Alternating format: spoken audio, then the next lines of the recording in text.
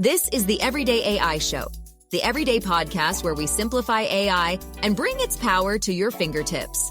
Listen daily for practical advice to boost your career, business, and everyday life. This is the Everyday AI Show, the everyday podcast where we simplify AI and bring its power to your fingertips. Listen daily for practical advice to boost your career, business, and everyday life. There's a new wave happening in the AI world, and it's not specifically about a new AI chatbot or the latest AI model or even agents.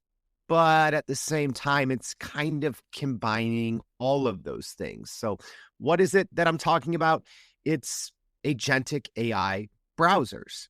And on today's show, for putting AI to work on Wednesdays, we're going to be looking at one of the more popular ones that is released and available now to most people, which is Perplexity's Comet. And we're going to go over what it is, how it works, and talk about 5 different business use cases that you could start using today. All right, I hope you're excited. I am. Let's get into it. If you're new here, welcome to Everyday AI. This is your daily live stream, podcast, and free daily newsletter helping everyday business professionals like you and me not just learn what's happening in the world of AI, but how we can leverage it to grow our companies and our careers. So if that's what you're trying to do, you're definitely in the right place. It starts here with the unedited, unscripted, sometimes off the rails live stream and podcast, but it continues where you can become the smartest person in AI by going to our website, youreverydayai.com, signing up for the free daily newsletter. We're going to be recapping most important insights from today's conversation, as well as keeping you up to date with everything else that you need to know. So make sure, if you haven't already, please go to our website and do that. And if we're going to have the AI news there as well, obviously. So go make sure to check that out. So let's talk about this new wave, Agentic AI Browsers. I actually am extremely bullish on this. And let me be honest, and you can go back. I have the receipts, and the receipts are on our website. More than 560 episodes. You can go back and listen to what I've been saying over the years. But one thing, and I've been correct on, I've been saying for a long time with Perplexity, I haven't been very strong on Perplexity as an answers engine, right? I said back in my 2025 AI predictions and roadmap series that Perplexity was either going to have to hard pivot or they would potentially get squashed. Yet here we are. We've had a lot of reports about Perplexity potentially getting acquired. I don't think they are. A lot of those have been shot down over the last week or two.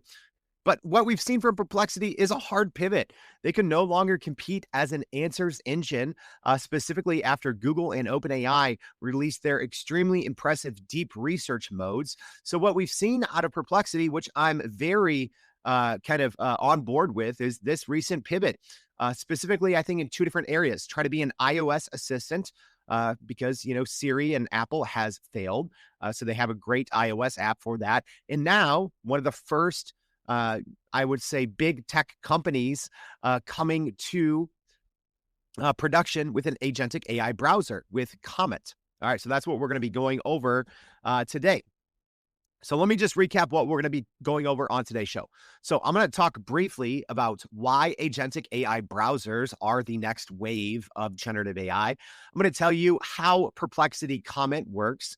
And then, because it is putting AI to work on Wednesdays, our new weekly series, I'm going to go over 5 business use cases that you can use and give you some examples of how I'm using Perplexity Comet as well. Yeah, so even if you listen to our news show on Monday, I kind of alluded to this. I was actually running Perplexity Comet in the background as I was recording the news show on Monday. So it's something I'm already using. And I think that there's a lot of cool business use cases for it as well. Hey, shout out, live stream audience. Good to see you. I don't know if you can tell, I'm actually extremely sick. So if this is a little shorter or lacking the usual spice and vigor, I'm definitely 100% under the weather. Just FYI, you don't have to think that there's been an AI avatar takeover. Like, who's this weird, Jordan that doesn't sound like him? A little raspy. Yes, I'm feeling absolutely garbage, but it makes everything better to see you all here. Big Bogey, good to see you. Michelle joining on the YouTube machine. Robert joining from Dallas, Texas on LinkedIn. Marie, good to see you. Joining from New Jersey. Jose from Santiago. It's good to see everyone. Angie, good morning to you as well. All right, so let's get into talking about Perplexity's Comet. But first, why is this important? All right. So if you're listening, especially on the podcast, I'm going to be showing, sharing my screen, but I'm going to do my best to walk you all through it. But here's why it's important and why I think actually agentic AI browsers are the next wave of AI and not necessarily a chatbot. So number one, you have to see the players and where they're deciding to play. So, last week on the show, we had the reporter from Reuters who broke the story on OpenAI is also coming out with an agentic AI browser in the coming weeks. All right. Google, which we know is kind of the king in the browser world, they've been experimenting with their own agentic capabilities in their Project Mariner. And then also Microsoft Copilot, one of their, I think, underutilized or not very talked about features is their browser, which I love, the Edge browser from Microsoft, but specifically its vision capabilities. And I think that Microsoft is going to continue to expand and improve what is capable inside of its Edge browsers. But let me fast forward. I think the end play here is the browser. I think it's so much more about going to, chatgpt.com or gemini.google.com or claude.ai, right? I think what the big tech companies know and realize, they don't want to be front-facing AI chatbots, right? Ultimately, everyone wants to control your desktop, but right now only, Microsoft Windows / Apple can do that. But then the next best thing is controlling your browser. Right. And there's so many new added capabilities that I guess we can all realize and use when we are using a browser versus when we are using a front end AI chatbot. All right. And we're going to go over some of those in today's show, but I think that's ultimately what this boils down to. There's so many more agentic capabilities when you are using a browser versus when you are using a front-end chatbot. All right. And I do admit that the first kind of 6 to 9 months of the computer using agents kind of phase has been a little bit of a flop, right? So this goes back to 2024. Anthropic Claude was the first with their computer using agent. OpenAI followed with their operator agent, which I think when it first came out was not very good because it was powered by the GPT-4o model. Now it's powered by the O3 model, which is so much better. But this is a difference, right? These computer using agents that we've seen, they essentially use a virtual browser, right? A virtual sandbox. And then they use computer vision, which is a little slow, right? And also a little wonky. So as an example, right, I did a couple shows on Operator when it first came out. One thing I was trying to do with Operator was, have it go through my LinkedIn messages because I stink at keeping up. And then anything that was important, essentially just mark with a star, right? But the problem, because it was using a virtual browser, right, and it's using computer vision, essentially it takes a screenshot every so often, and then it, kind of uses coordinates like you would think from a map. So it takes a screenshot and then it says, okay, I need to click here. So number one, it's a little slow, but also if there's anything wonky in a website's UI UX, it's going to throw it off by a couple of pixels. So what happened in my use case, LinkedIn's inbox is wonky. So as it was trying to do that, it was not able to scroll down. And then the star button and the archive button were like 2 pixels from each other. So it actually kept archiving messages, which was the exact opposite of what I wanted to do. So the big benefit of moving this to an actual browser versus the combination of using a virtual browser and essentially computer vision is it's running on your local machine.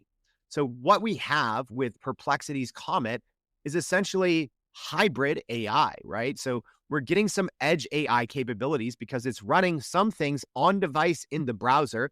And then for more complex tasks, it's still, sending it to Perplexity's cloud. So let's talk a little bit about how specifically Comet works. So right now it's built on Chromium, as a lot of browsers are, and we'll talk a little bit about why that's important probably in future episodes, right? But Google Chrome has their very popular kind of open source version of Google Chrome, which is Chromium.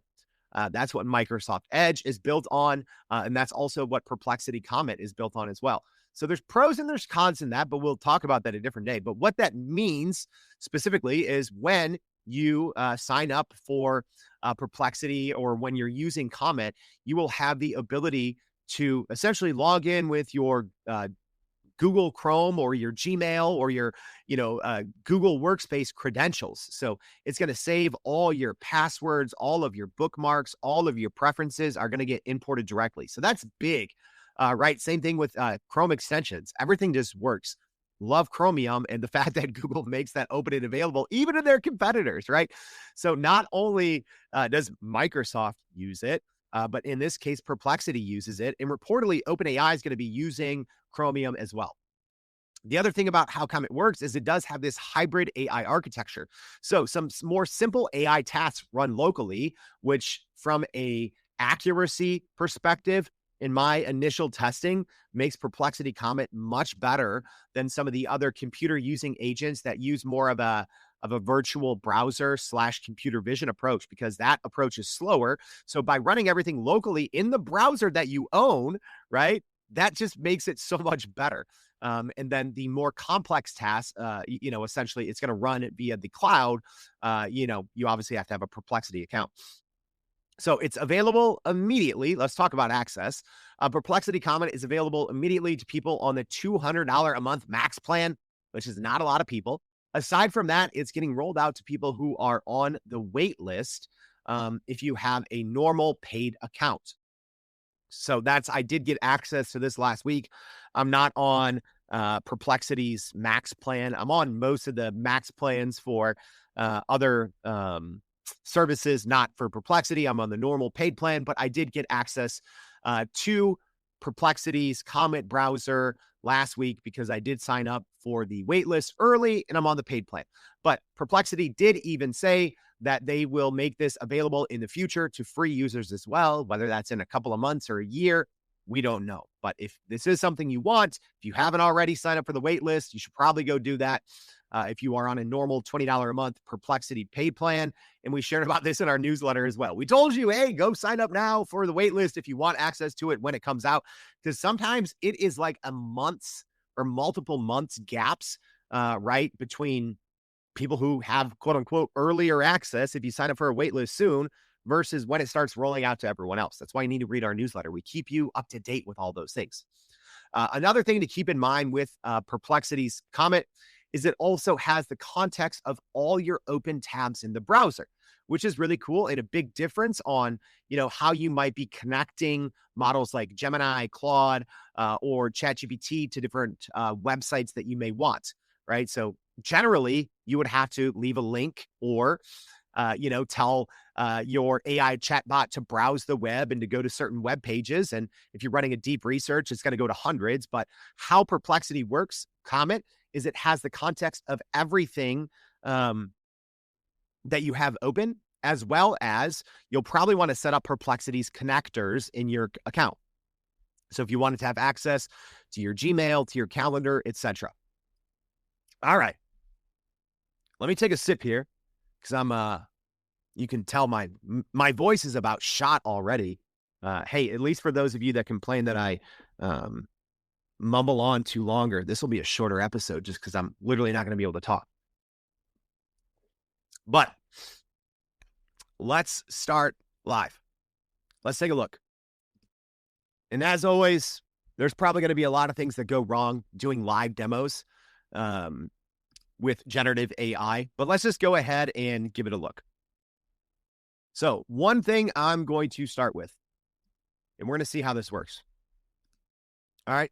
So I'm going to start a couple for our podcast audience. I have the the Perplexity Comet browser open right now. All right, it's on my screen. And like I talked about, it has all my Chrome extensions, my bookmarks, everything. So I've already logged into all my different accounts that I may be demoing here. And again, I've connected it inside my Perplexity account to my different connectors. So it has access to my Gmail, my calendar, my Google Drive, etc. I hope that Perplexity will open this up to Microsoft's offerings as well. Their Outlook, I'm sure they will. But here's what I'm going to do, and I'm going to give everyone kind of a look around Perplexity Comet here, but I'm going to just start a prompt going. I'm going to say, recap the latest episode of the Everyday AI podcast. Please put that recap in a Google Doc, save it as a PDF, then go in my email and send that recap to, and I put my personal Gmail in there. And then I'm just saying, please do not ask for my input on anything else. Please execute this task autonomously, right?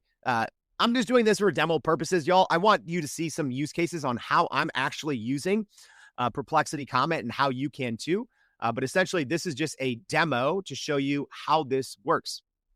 Okay, so now what's happening, and I just put this in kind of the homepage of Comet. So if you're used to using Perplexity, you'll kind of understand, but I have two different tabs here. I have an answer tab and a sources tabs, and I can go and see how this is agentically working, right? So what it did first is it looked up, it essentially did a search, latest episode, Everyday AI podcast, recap, July 2025. And you'll see here, different results showed different latest episodes, right? So some of these, it brings up 561 for episode number, 559, and then others, it says 566. So hopefully the Comet will know that the latest episode, in this case, is 566 and not the older ones. So then it's going through, okay, it did that correct. It went to the website for episode 566 from some caching issues. The latest episode is actually 567, but caching issues, sometimes it's going to take a couple of hours. All right. So this is interesting. I love doing live demos because I obviously did this this morning before trying this. And this time it says the Google Gmail tools cannot create or convert Google Docs to PDFs directly, nor can they attach files. It's so funny because I did this earlier and it worked perfectly. And it sent the, it recapped it, it created a PDF, and then it sent a link to that Google Drive doc to the email that I told it to. So interesting. It didn't work the second time. So it's just asking me, would you like to proceed with an email containing the recap text or try a different approach? So I'm going to say recap text. All right. And then I'm going to click continue and we'll see what happens here. Hey, live stream audience, let me know. Have any of you used Perplexity's Comet yet? If you want to see any use cases, I have a couple. I have 5 business use cases that I'm going to go over here at the end, but I did want to do a couple of these live demos so you can see, well, the pros and the cons as well. So you'll see here, after doing that, now on the right-hand side, I can actually see what it's doing. So I can go ahead and open this Google Doc that it's working on right now. So I'm going to go ahead and click that and click open page. Okay, so Comet went through, it went to that website, it recapped that episode 566, which was our Monday recap. It recapped every single story here, did a really good job, and it created that document inside my Google Drive, which is great, a Google Doc, right? So I can click on that kind of right-hand side where it's telling me what it's doing, and I can go in and see. So that's great for a couple of reasons. One, transparency. You need to be able to see what's going on under the hood as we talk about agentic AI browsers, right? Sounds big and scary. It's not. But another couple of reasons why this is good, and actually pretty big cheat code, right? Having an agentic AI browser create Google Docs for you is actually pretty huge because you can personalize them, right? For your own perspective. But not just that. So many of these AI chatbots, right? Obviously, including Google, OpenAI, and Claude, now can connect to your Google Drive, right? And do deep research on your Google Drive. So the fact that now I can have a browser go personalized research for me. In this use case, it wasn't personalized per se, even though it was about my podcast, right? But I could go have it, every single day, research, I don't know, certain companies, competitors, etc. Create a Google Doc that automatically gets saved in my account. And then through those connectors via those other AI chatbots, it's like literally having an up-to-date second brain that you can then access via any other kind of AI chatbot, right? So this is one way that I'm using Perplexity Comet now, is just to personalize research, save it in my Google Drive, right? And then when I need to, I can pull from that information. All right. So there we go. It says, okay, so it already saved that PDF, and you probably can't see it, but it saved it in my browser here. Okay, there we go. So you can see it saved the PDF. I have it open here on my screen. And now it's going through and trying to create an email and send that email to myself as I request it. So interesting. Obviously, on this one, it ran into an error, although last time it worked perfectly twice. All right. Let's do one or two other live use cases. All right. And then I'll go over at the end what I think are 5 pretty cool business use cases. All right, so now let's go ahead and do another example. All right, I'm going to change this.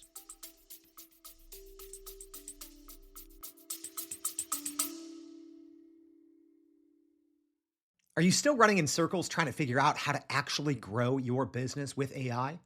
Maybe your company has been tinkering with large language models for a year or more, but can't really get traction to find ROI on GenAI. Hey, this is Jordan Wilson, host of this very podcast. Companies like Adobe, Microsoft, and NVIDIA have partnered with us because they trust our expertise in educating the masses around generative AI to get ahead. And some of the most innovative companies in the country hire us to help with their AI strategy and to train hundreds of their employees on how to use GenAI. So whether you're looking for ChatGPT training for thousands or just need help building your front-end AI strategy, you can partner with us too, just like some of the biggest companies in the world do. Go to youreverydayai.com/partner to get in contact with our team, or you can just click on the partner section of our website. We'll help you stop running in those AI circles and help get your team ahead and build a straight path to ROI on GenAI.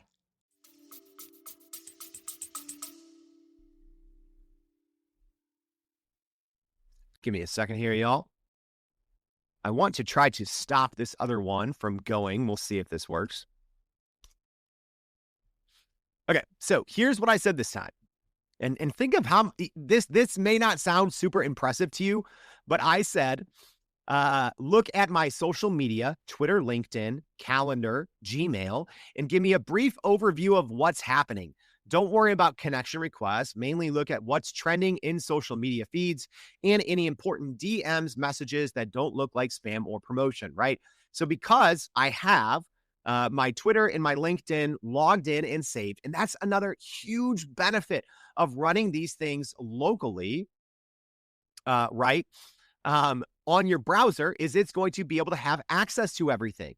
So it went through, it looked at my calendar, it looked at my Gmail, and then it went through and looked at my Twitter and LinkedIn feeds as well. So I don't need to necessarily waste time, right? Even though I do go on Twitter fairly often, right? And I go there, obviously, to research to see what people are talking about in AI. And if I see, oh, this topic is hot, then I'll probably plan an episode around it after I learn a little bit, right?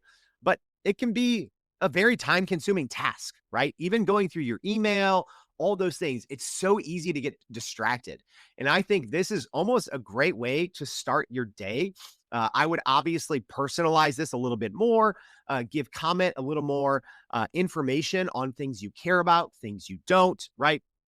But this is just a great example here. It went through, it found some of my meetings that I have on my calendar. It went through my Gmail. It found some people reaching out. Great. Social media. It went through, here's kind of what's trending on social media. LinkedIn, it said top trends include AI-powered career coaching, advanced analytics for professionals. It went through some of my LinkedIn DMs. So great. So nothing, nothing that I think is earth shattering.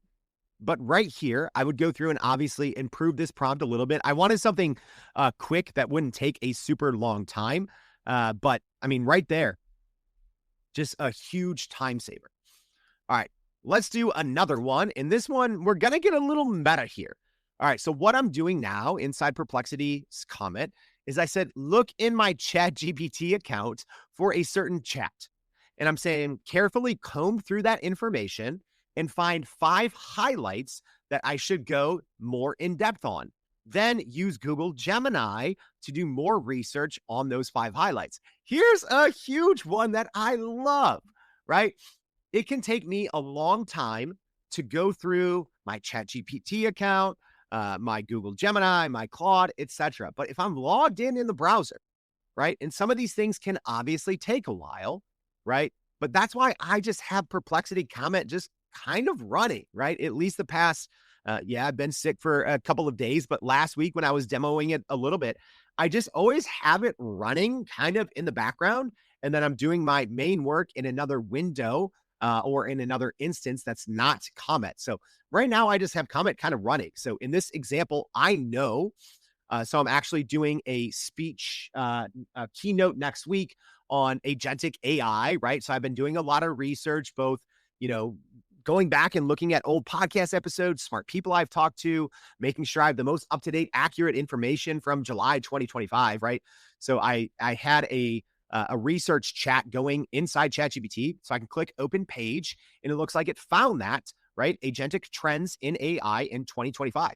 So I'm having, and this is so meta, right? I'm having Perplexity go into this chat inside ChatGPT, and you'll see here, it pulled up the correct one. That's great. It was a deep research. Or no, it wasn't a deep research chat. What was this one? Yes, it was. Originally, it was a deep research chat.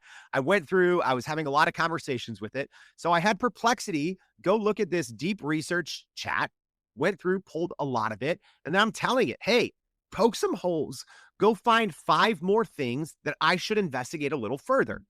All right, so let's see what it found. So it went in, it told me, okay, I found all this information. And then it said, investigating expert insights and recent developments on key agentic AI topics for in-depth understanding. So then what happened is it found 5 different things that it needed to investigate a little more. Agentic AI misalignment examples, that's a good one. Market size projections and funding in agentic AI. 3, platform ecosystem competition. That's a good one, right? 4, policies and government use of agentic AI in the regulatory climate. 5, approaches to building trustworthy human-aligned agents and auditability standards. That's great stuff. So not only did I not have to do that, right? It's probably something that I would have gotten to eventually. And I'm still going to go through and manually, do a lot of this work. But now it's starting to, it found some holes or gaps or opportunities in my original ChatGPT research. And then I'm clicking here inside Google Gemini. Let's see if it worked. All right. It looks like it's still going. It hasn't started yet. But I ran this through multiple times already, and it's going to start researching those different topics inside Google Gemini. I mean, mind blown.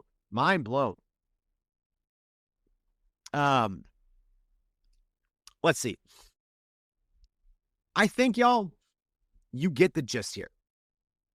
All right, and I showed you a little bit on our AI at Work on Wednesdays, how I'm using Perplexity Comet. But I want to leave you all with a couple of things.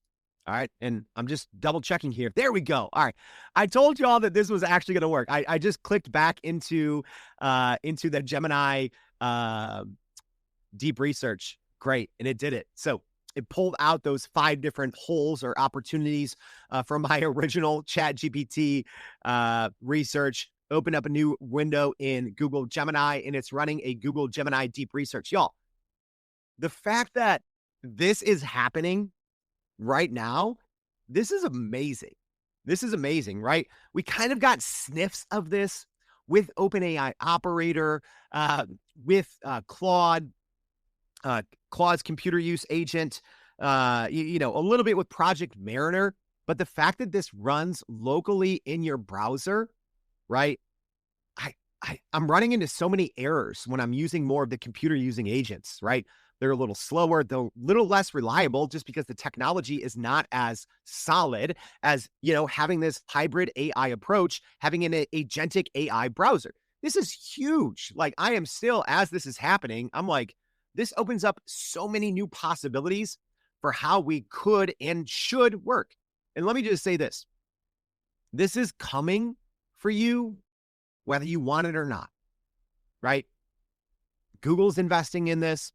OpenAI is going to be launching their agentic AI browser in the coming weeks. Microsoft, in their Edge browser, they're really expanding their Copilot vision. And guess what?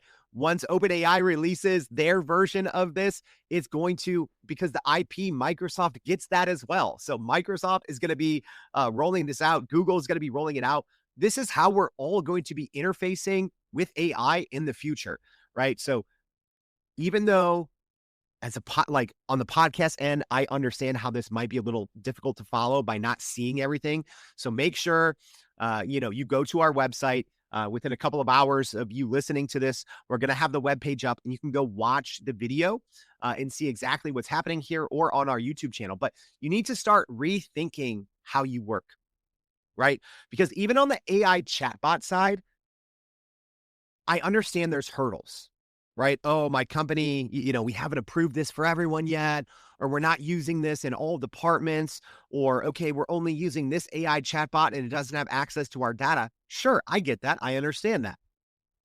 This is your browser. This is happening whether you want it or not. So you have to really get in and start using these agentic AI browsers now, because this changes how we use the internet on the rest of that time, right? There's so many things that I normally would manually do that now I'm going to be handing off to Comet. So we really do have to rethink, in the same way when large language models first came out, we had to kind of rethink how we spend our time, how the humans spend our time. This is the same thing, right? I think this is going to, agentic AI in the browser is going to replace a lot of current AI workflows. A lot of these, I laugh when people call things like this agents, right? These N8, these N8N, agentic workflows, even things in Zapier and Make. I think agentic AI browsers are going to replace so many of these other kind of quote unquote AI powered workflows or agentic workflows, because when it's happening locally, when it has access to all of your data, that changes what's possible. All right. Let's wrap this thing up, y'all. So here's 5 different use cases, and I showed you some of them, but I'm going to talk about the rest. Number 1 is personalizing multi-step, multi-platform research, right? So I kind of gave you that example, right? My example, looking through my Gmail, my calendar, my social media, etc., right? But apply that to what you need it for, right? And I'm going to kind of combine number 1 and number 4. So number 4 on my list is automated market research and competitive analysis, right? You have to give Perplexity more context, right? Because I'm not trying to spend an hour and a half on this show. I didn't go through and do that, right? I was just giving you very topical, very hopefully easy to follow. But the more information you give Perplexity, hey, here's who I am. Here's what I do in my role. Here's my competitors, right? Save that in a doc for now and just paste that in when you start a new chat inside the Comet AI assistant. And by the way, that's on the right-hand side. I should have explained that for our podcast audience. If you're looking, like, the assistant is on the right-hand side, and then on the left-hand side, that's where the normal browsing happens. So you need to inform the Comet assistant a little bit more information about yourself, but then it can go ahead, take advantage of all the information in your tabs, anywhere that you're logged into. It will go and visit those websites. So number 1 is personalizing multi-step, multi-platform research for you. Number 2, save time on social media, right? A lot of people are obviously on social media for work, but social media is a black hole, right? So just having it pull out specific business related insights, again, personalized for you. Number 3, help manage your email and calendar. It can actually create calendar events. It can scour through your email, right? If people are trying to, set up meetings with you, and just be like, hey, who's setting up meetings with me? Which of these times do I have available, right? So it is almost like having an executive assistant once you are comfortable with using it in that matter. Number 4, I already mentioned automating market research and competitive analysis.